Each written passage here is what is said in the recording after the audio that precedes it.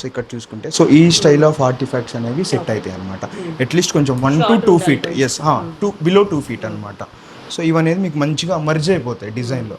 ఇవేంటంటే మర్జ్ అవ్వదు, అన్బ్యాలెన్స్డ్గా కనిపిస్తుంది.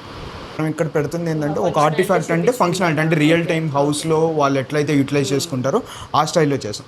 లేదు కంప్లీట్ ఫంక్షనాలిటీ అనుకుంటే సో ఇట్లా లైక్ కంప్లీట్గా ఆర్టిఫాక్ట్స్ మనం డిజైన్ చేసి అలానే స్టైలింగ్ లానే చేద్దాం యాక్చువల్గా. సో ఇట్లా అనమాట, సెంటర్ టేబుల్ మీద బుక్స్తో హైలైట్ చేయటం. సో అట్లా కాన్సన్ట్రేట్ చేద్దాం.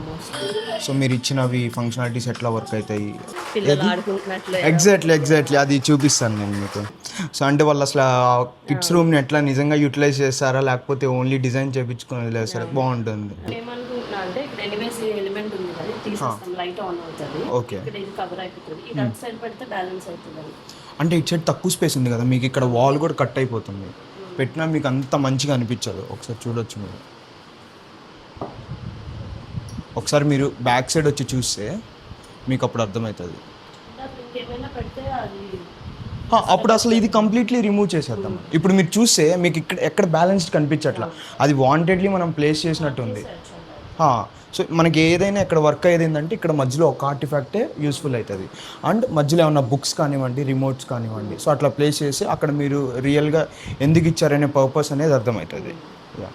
సో టీవీ యూనిట్ దగ్గర మనకి ఇదైతే సెట్ అవ్వదు.